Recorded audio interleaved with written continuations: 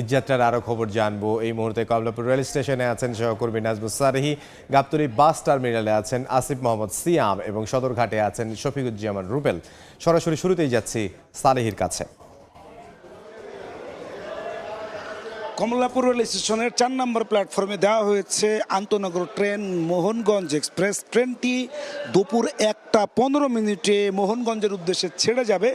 ইতোমধ্যেই কিন্তু সেটি এসে প্ল্যাটফর্মে ভিড়েছে এবং এই ট্রেনটির ওয়াটারিং এবং ক্লিনিং যা কিছু প্রয়োজন সেই জায়গায় সেগুলো কিন্তু শেষ হয়ে গেছে। যাত্রীরা একে একে কিন্তু এগিয়ে আসছে, আসন খুঁজে যাত্রীরা তাদের আসনে কিন্তু বসছেন। তার মানে এই ট্রেনটিও সকাল থেকে যে কয়টা ট্রেন কমলাপুর রেল স্টেশনে ছেড়ে গেছে সবগুলো সময় মতো ছেড়েছে। এই ট্রেনটিও কিন্তু যথাসময়েই তার যাত্রাপথে গন্তব্য করবে, এমনটি কিন্তু স্টেশন থেকে আমাদেরকে জানানো হয়েছে। তার মানে রাজধানী থেকে যতগুলো ট্রেন আজকে ছেড়ে গেছে সকাল থেকে, শুধুমাত্র নীলসাগর এক্সপ্রেস উত্তরবঙ্গের অন্যতম একটি ট্রেন, সেটি 45 মিনিট বিলম্ব হয়েছে। তাছাড়া প্রতিটি ট্রেনই কিন্তু সময় মতো ছেড়ে গেছে। এবং আমরা দেখেছি পশ্চিমাঞ্চল রেলের অর্থাৎ বাংলাদেশের উত্তরবঙ্গের প্রতিটি ট্রেনে কিছুটা ভিড় ছিল সকালবেলায়, বিশেষ করে নীলসাগর এক্সপ্রেস, রংপুর এক্সপ্রেস এবং বুড়িমারি এক্সপ্রেস এবং একতা এক্সপ্রেস ট্রেন।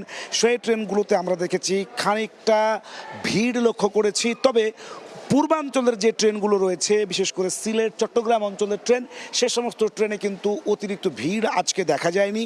সাপ্তাহিক 7 দিনের যে একটানা ছুটি সেটি শুরু হলেও ছুটির প্রথম দিনে উত্তরবঙ্গের ট্রেনগুলোতে কিছুটা ভিড় বাড়লেও পূর্বাঞ্চলের ট্রেনে কিন্তু খুব বেশি ভিড় নেই। তবে আজকে সন্ধ্যার দিক থেকে প্রতিটি ট্রেনেই উপচে পড়া ভিড় হবে এমনটার শঙ্কার কথা বা এমনটা সম্ভাবনার কথা জানিয়েছেন বাংলাদেশ রেলওয়ের কর্তৃপক্ষ। এই ছিল আমার কাছে কমলাপুর রেল স্টেশন থেকে ঈদ যাত্রার সর্বশেষ খবর। সড়ক পথের খবর জানতে যাব রাজধানীর গাবতলী বাস টার্মিনালে, সেখানে আছেন সহকর্মী আসিফ মোহাম্মদ সিয়াম।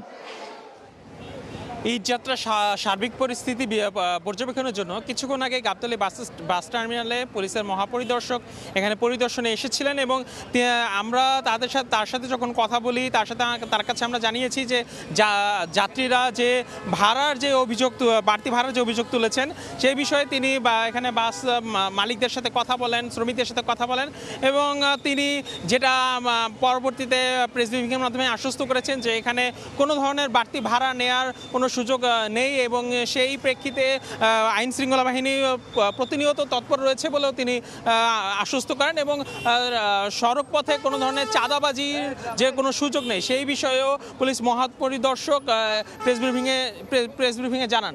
এবং আমরা দেখেছি যে তিনি যখন এখানে আসেন, এখানে আইন শৃঙ্খলা বাহিনীর 4 স্তরের নিশ্ছিদ্র নিরাপত্তা ব্যবস্থা নেওয়া হয়। সেই প্রেক্ষিতে আমরা যখন তাকে জিজ্ঞেস করি যে এই প্রেক্ষিতে ঢাকা যখন ঈদযাত্রার সময় ঢাকায় কি কোনো ধরনের আইন শৃঙ্খলা পরিস্থিতি বিশৃঙ্খলার কোনো সুযোগ রয়েছে কিনা, জানিয়েছেন যে ঈদযাত্রায় আইন শৃঙ্খলা বাহিনী সর্বত্র পরিস্থিতি নিয়ন্ত্রণে রাখার জন্য তৎপর রয়েছে এবং রাজধানীতে ঈদযাত্রা ঘিরে কোনো ধরনের আইন শৃঙ্খলা বিশৃঙ্খলার কোনো ধরনের সুযোগ নেই বলে তিনি আমাদেরকে জানিয়েছেন।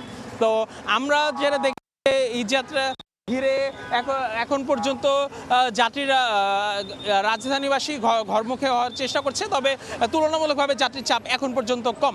তো আমার কাছে গাবতলীতে এই ছিল সর্বশেষ মুহূর্তে সদরঘাট লঞ্চ টার্মিনালের খবর জানতে চলে যাব সহকর্মী শফিকুজ্জামান রুবেলের কাছে।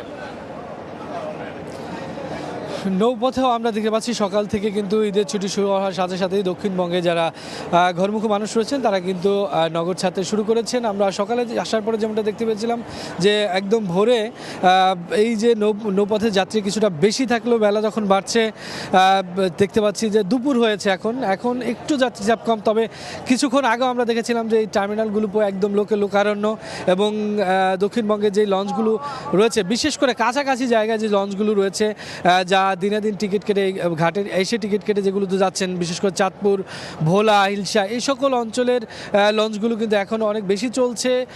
যেগুলো দূরপাল্লার মানে বরিশালের প্রত্যন্ত অঞ্চলের যে লঞ্চগুলো রয়েছে, বড় বড় লঞ্চ, সেই লঞ্চগুলো একটু বিলম্ব করে ছাড়ছে। কেননা যেটা আসলে প্রত্যাশা করছেন এই কর্তৃপক্ষ যারা রয়েছেন যে ঈদের সময়ে যে পরিমাণ চাপ থাকার কথা সেটি কিন্তু এখন পর্যন্ত শুরু হয় নাই এই সদরঘাট লঞ্চ টার্মিনালে। তবে তারা প্রত্যাশা করছেন যে যখন যখন ঈদ ঘনিয়ে আসবে তখন এই যাত্রী চাপ বাড়বে এবং তাদের প্রত্যাশিত যে লোকসানের কথা তারা বলেন পুরো বছরে সেটি তারা পূরণে সক্ষম হবেন। আমরা যেমনটি দেখতে পাচ্ছি যে সড়ক পথে এবং রেলপথে যারা যাতায়াত করেন তার থেকে একটু স্বাচ্ছন্দ্যে যাতায়াত করার জন্য মূলত এই নৌপথে যাতায়াত যারা করছেন দক্ষিণবঙ্গে তারা বলছেন যে এই নৌপথের যাত্রাটা একটু স্বস্তিদায়ক। যদি এই টিকিটের ঝুঁকি ঝামেলা পেরিয়ে তারা লঞ্চে উঠতে পারেন এবং লঞ্চ ছাড়ার পরে মূলত খুব সুন্দরভাবে তারা যাত্রাটা করতে পারেন। আমরা দেখতে পাচ্ছি খুব উৎসাহ উদ্দীপনায় যাত্রীরা যাচ্ছেন পরিবার পরিজনের সাথে ঈদ উদযাপন করতে এবং তারা বলছেন যে এবারে যেই লঞ্চ যাত্রা সেটা গত কয়েকবারের তুলনায় আরও বেশি স্বস্তিদায়ক, কেননা এখন পর্যন্ত সেরকম কোনো ভিড় হয়নি। পাশাপাশি সরকার যে নির্ধারণ করে দিয়েছে ভাড়া, সেই ভাড়াই নিচ্ছেন কর্তৃপক্ষ, কোনো ধরনের কোনো অতিরিক্ত ভাড়া এখন পর্যন্ত দিতে হচ্ছে না। এজন্য যাত্রীরা যেমন খুশি, তবে যারা কর্তৃপক্ষ তারা প্রত্যাশা করছেন আরও ভিড় বাড়বে এবং পুরো বছরের লোকসান তারা পোষাতে সক্ষম হবেন এই ঈদ যখন ঘনিয়ে আসবে। সব মিলিয়ে সদরঘাট লঞ্চ টার্মিনাল থেকে এই ছিল এই মুহূর্তে। ঘরমুখ মানুষের ঈদ যাত্রার খবর আমাদেরকে সহকর্মীরা জানাচ্ছিলেন। আমরা সরাসরি যুক্ত ছিলাম সদরঘাট থেকে, আমাদের সহকর্মী শফিকুজ্জামান রুবেল আমাদেরকে জানাচ্ছিলেন। এর আগে আমরা যুক্ত ছিলাম গাবতলীতে, সেখান থেকে আমাদের সহকর্মী আসিফ মোহাম্মদ সিয়াম, এবং তার আগে কমলাপুর থেকে নাজমুস সারিয়া আমাদেরকে জানাচ্ছিলেন ঘরমুখ মানুষের ঈদ যাত্রার খবর।